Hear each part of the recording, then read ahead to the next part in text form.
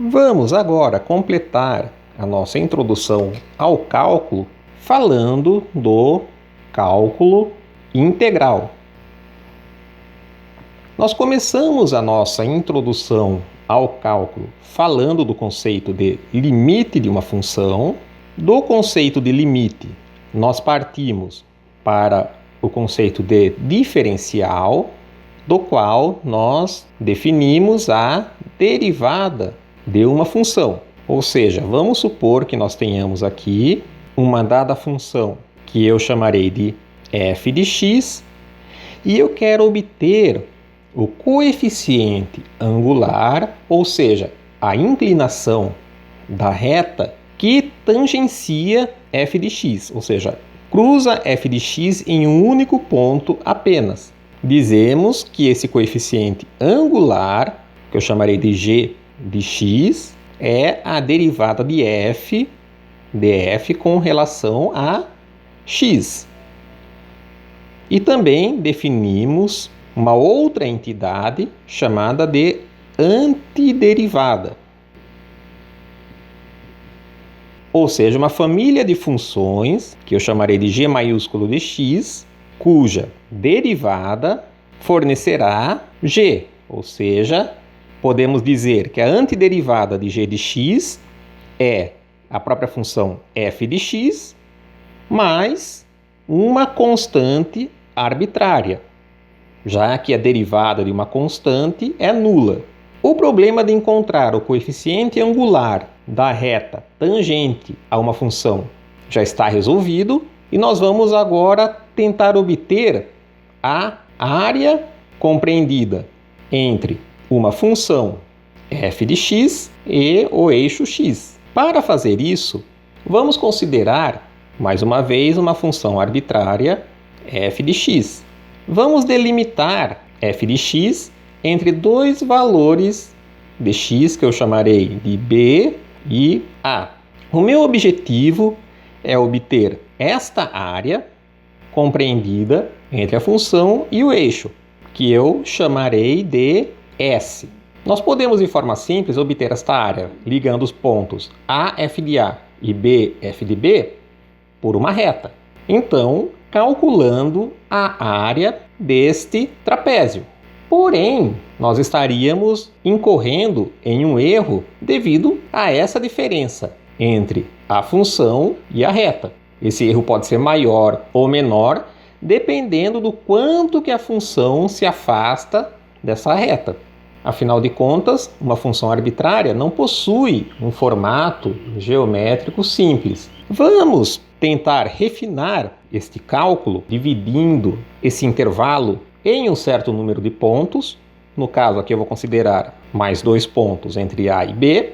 Eu chamarei esses pontos de x2 e x3. Assim, o A será o nosso x1 e o nosso B será o x4. E construirei retângulos tendo como base o comprimento x2 menos x1, x3 menos x2 e x4 menos x3. A altura será dada pelo f do x maior. Por um exemplo, meu primeiro retângulo terá como altura f de x2. O meu segundo retângulo terá como altura o f de x3. E o terceiro retângulo terá como altura f de x4.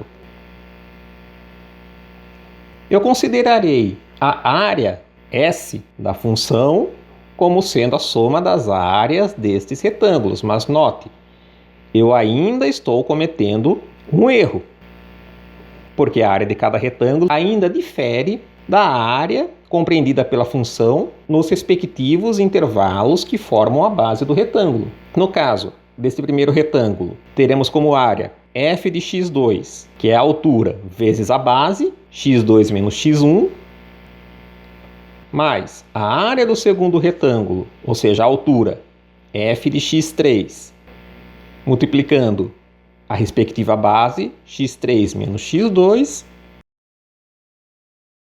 mais a área do terceiro retângulo, que é a altura f de x4, que multiplica a base x4 menos x3. eu ainda estou cometendo erros ao tentar calcular essa área compreendida entre f de x e o eixo x. Porém, eu posso diminuir este erro quanto maior for a minha divisão do intervalo x entre a e b. Por um exemplo, eu posso dividir esse intervalo em 8 partes e construir os respectivos retângulos. Neste caso, a minha soma será igual à soma da área do primeiro retângulo, ou seja, a altura f de x2, que multiplica x2 menos x1, mais a área do segundo retângulo, que tem a altura f de x3, que multiplica x3 menos x2, assim sucessivamente, até considerarmos a área do último retângulo, que tem a altura f de x8, que é o nosso ponto B, que multiplica x8 menos x7. E eu vou condensar essa expressão com uma soma. Estamos considerando que ela começa em f de x2, então vou colocar aqui que ela vai de 2 até 8 do f de x i, que multiplica x i menos x i menos 1. Note que eu ainda estou cometendo um erro, mas este erro é bem menor do que nas divisões anteriores. A ideia é que quanto maior for o número de retângulos, menor será o erro, até que chega um ponto em que eu dividi esse intervalo entre A e B em um número tão grande de pontos que o erro é desprezível. E eu posso condensar ainda mais essa expressão definindo esse xi menos xi menos 1 como sendo um delta xi. Lembre-se, nós usamos a letra grega delta maiúsculo para designar diferenças. Assim, a nossa expressão final, neste caso, será uma soma de i igual a 2 até 8 de f de xi delta xi. Bom, no exemplo anterior, nós dividimos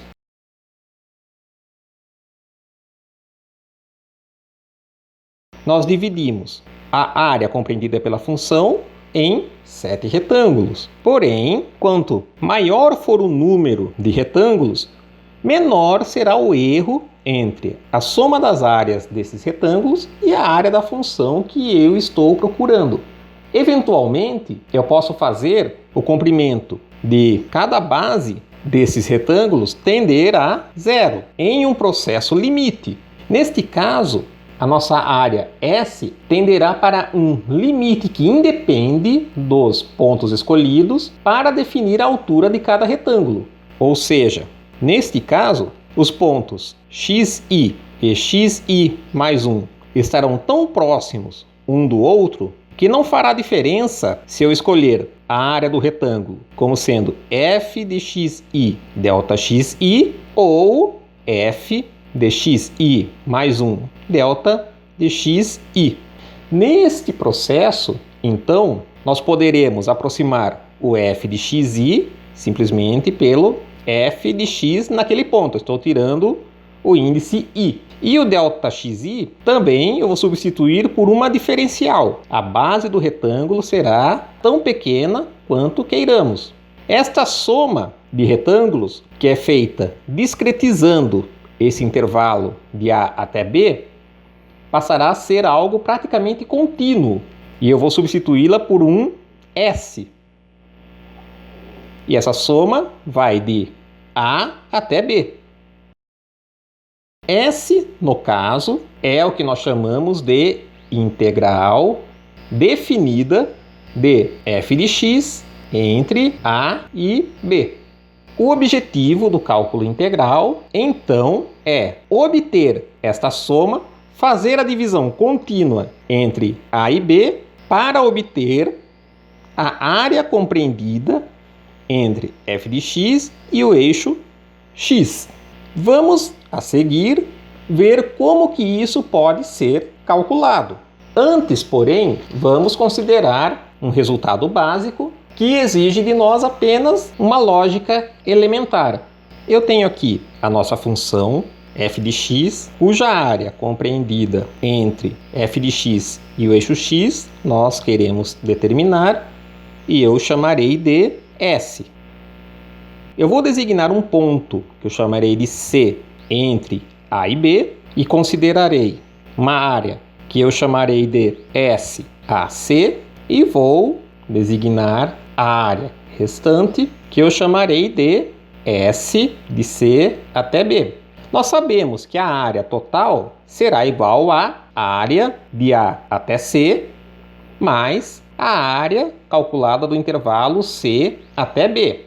E por outro lado, esta área S, nós sabemos que é a integral de A até B de f de x dx. A área entre A e C é igual à integral de A até C de f de x dx. E falta a área de C até B, que é a nossa integral de f de x dx. Como a área S é igual à área de A até C mais a área de C até B, nós temos que para uma dada função f de x, a sua área total entre dois pontos A e B será igual à soma da área compreendida entre A e C mais a área que resta, compreendida entre C e B. Claro que nós estamos considerando aqui que A é menor ou igual a C, é menor ou igual a B. Esta propriedade, de certa forma intuitiva, nos será útil mais adiante. Vamos agora ver como obter a expressão para a área compreendida entre uma função e o eixo x para alguns exemplos elementares. Vamos começar com uma dada função que possui um valor constante, qualquer que seja essa constante, positiva ou negativa. O gráfico desta função é trivial, fornecerá sempre uma reta paralela ao eixo x. Assim, a área da função compreendida entre dois valores de x, a e b, será simplesmente a área de um retângulo.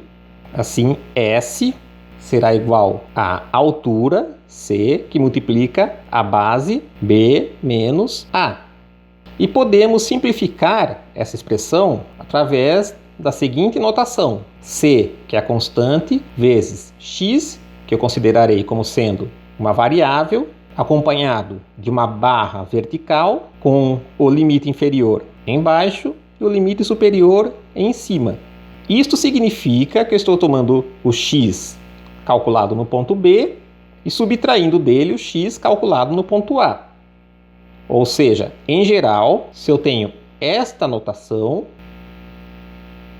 significa que eu estou subtraindo a função para x no ponto de cima, a função calculada em x no ponto de baixo. Esta é uma notação que nós vamos utilizar ao longo de todo o curso. Vamos supor agora que nós tenhamos uma função que é dada simplesmente por uma reta x. O gráfico dessa função também é simples e constitui uma reta que passa pela origem e no ponto x igual a b, o valor da função é b. E no ponto x igual a a, o valor da função é a. E nós queremos esta área. Para obtermos, teremos de calcular a área do trapézio, que nós sabemos que vale a base menor, ou seja, A, mais a base maior, que vale B, multiplicamos pela altura do trapézio, que neste caso é B menos A, sobre 2. Aqui nós temos B mais A, que multiplica B menos A. Isto equivale ao quadrado de B menos o quadrado de A. E está dividido por 2. Porém, seguindo a notação acima, nós sabemos que isso pode ser escrito como x ao quadrado sobre 2, pego de A até B. O nosso terceiro exemplo corresponde a uma função também simples, só que o cálculo da área será um pouco mais complicado. Vamos considerar um f de x igual a x ao quadrado. Partimos de x elevado a zero, que é 1, multiplicando uma constante, ou seja, c. Partimos de x elevado a 1 e agora estamos chegando a x elevado a 2. O gráfico desta função corresponde a uma parábola que cruza a origem. Então nós temos aqui os pontos, o intervalo em que eu quero calcular a área, que será esta achurada. Para fazer isso, nós vamos primeiro considerar a área compreendida até a origem. Vou tentar primeiro calcular esta área total aqui. Assim, esta área que eu chamarei de S' é a integral de 0 até b da nossa função f de x, x ao quadrado, dx. Vamos começar dividindo o intervalo 0b em n partes iguais. Se nós dividirmos esse intervalo em duas partes, cada parte terá um comprimento b sobre 2. E se chamarmos esse comprimento do intervalo de h genericamente, nosso h será igual a b sobre 2.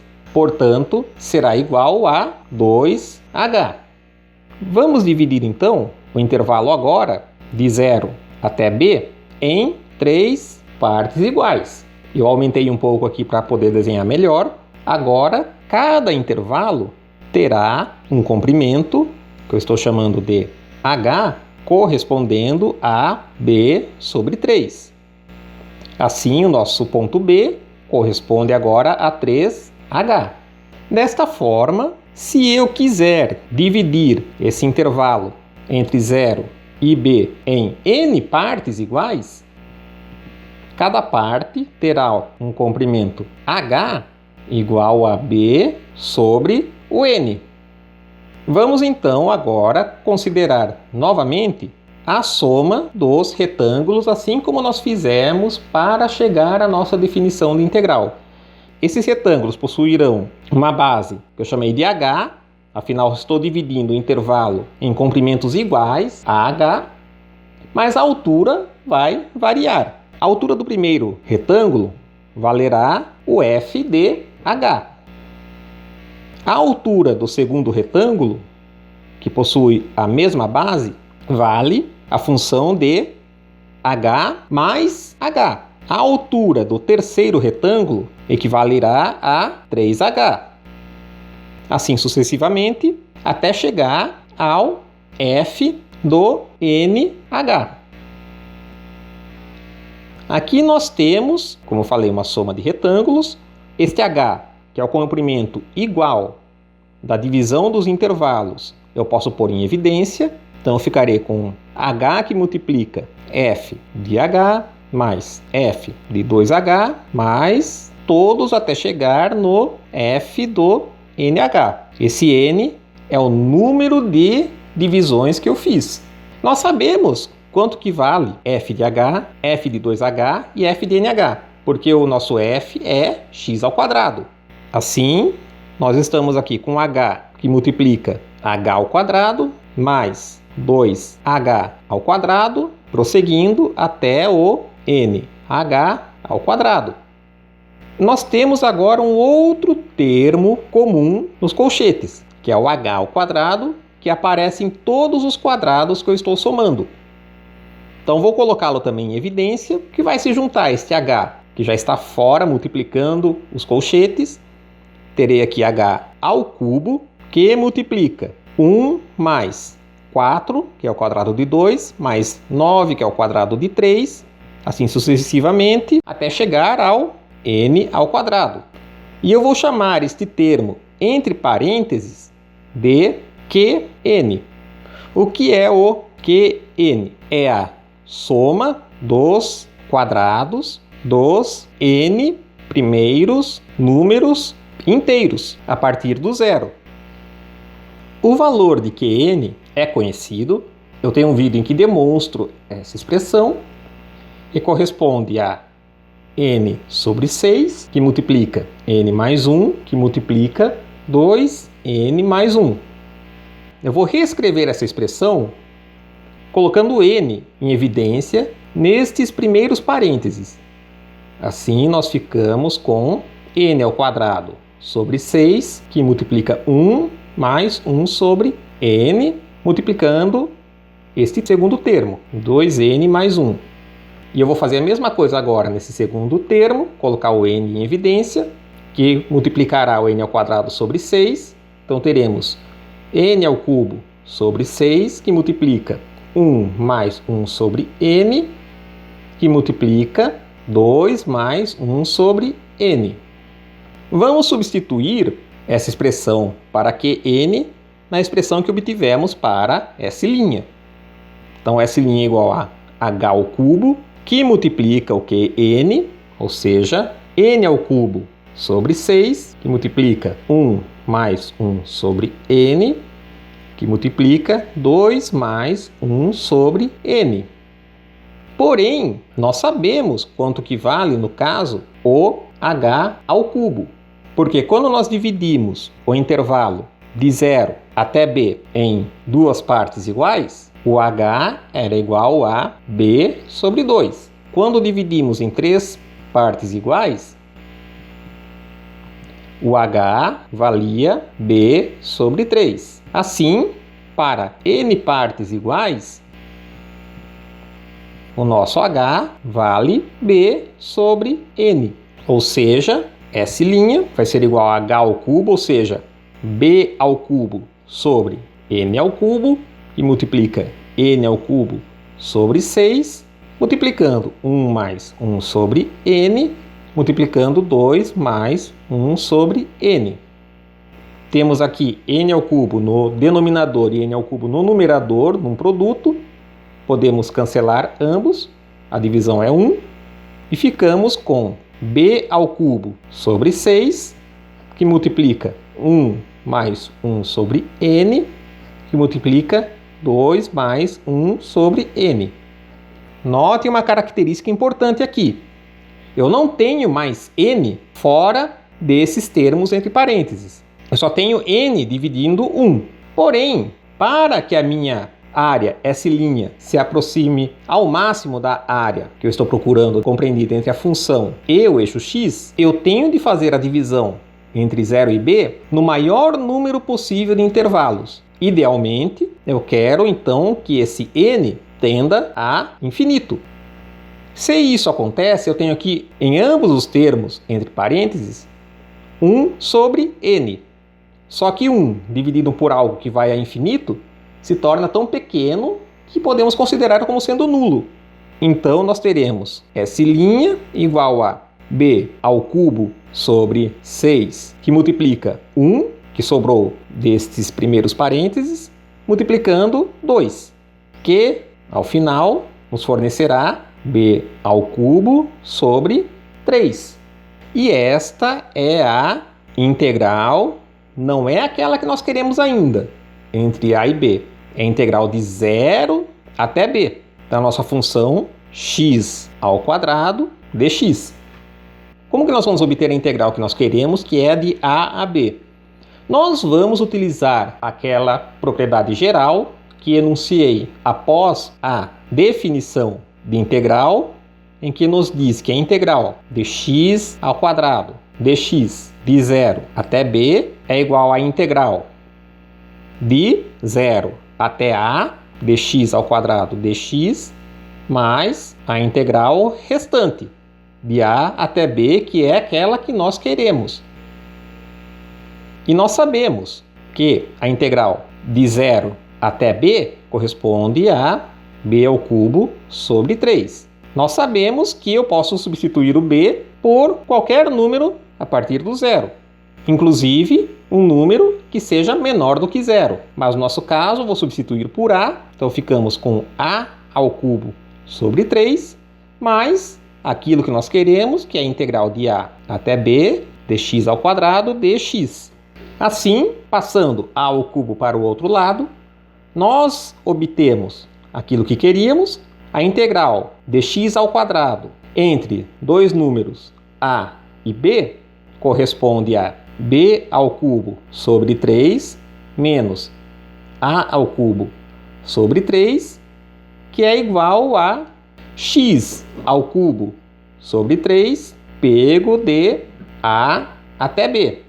Vejam que, aliado a este resultado, nós também sabemos que a integral de a até b de uma constante, que pode ter qualquer valor, vou considerar como sendo 1 nesse caso, é simplesmente x pego de a até b. O que significa isso? É b menos a. E se nós considerarmos a integral de a até b dx dx, obtivemos que seu valor é x ao quadrado sobre 2 pego de a até b. Agora, o que corresponde x ao quadrado sobre 2 com relação a x? O que corresponde x com relação a 1? E o que corresponde x ao cubo sobre 3 em relação a x ao quadrado? Tratam-se das antiderivadas. Estamos aqui agora considerando aquele outro conceito do cálculo diferencial.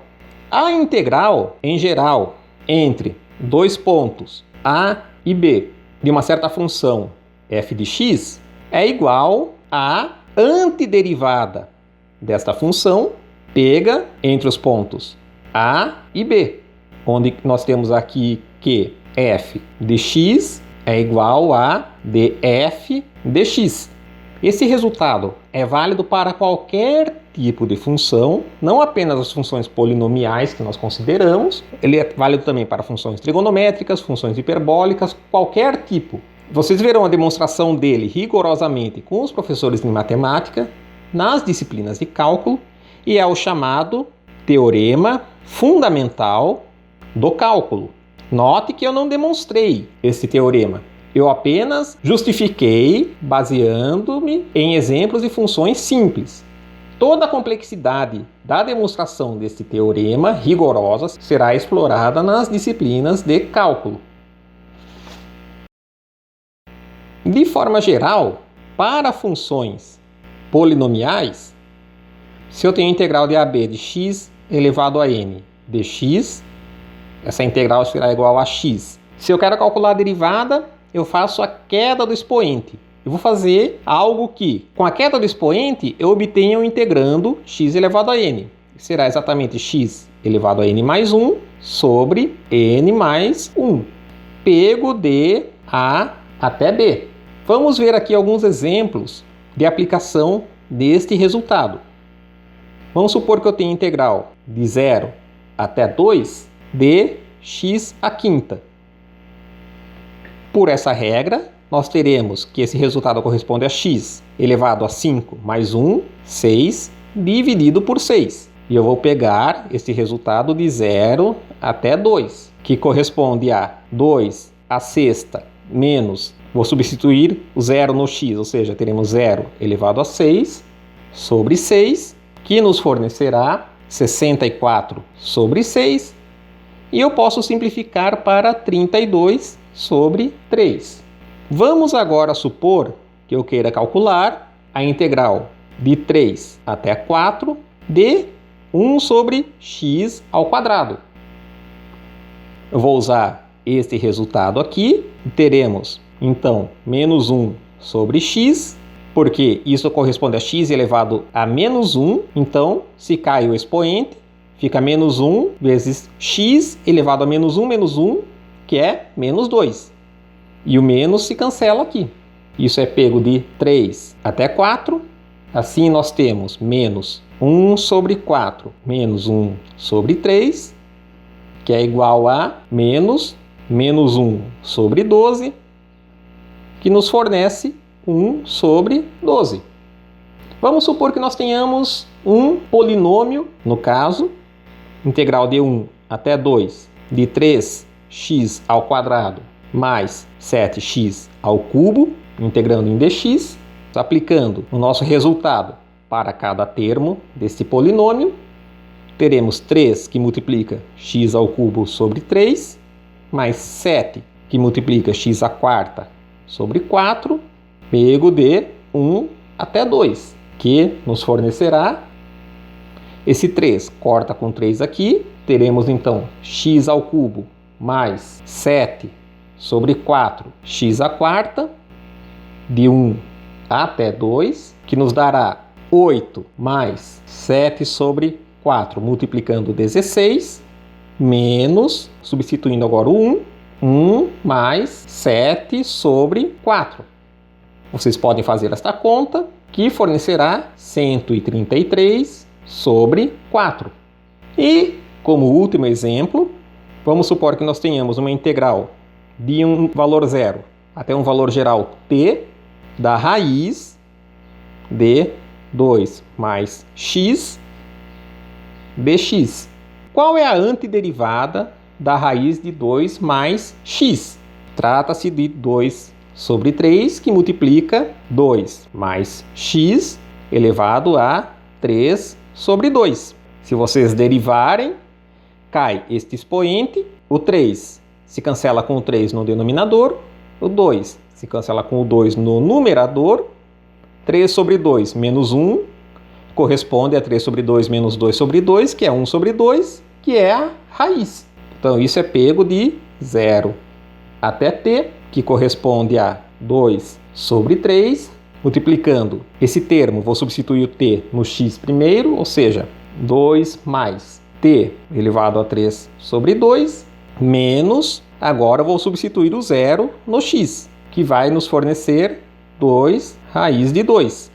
E esse é o resultado da nossa integral. Nem sempre nós vamos poder escrever esses resultados de integrais em expressões condensadas, como nos exemplos anteriores.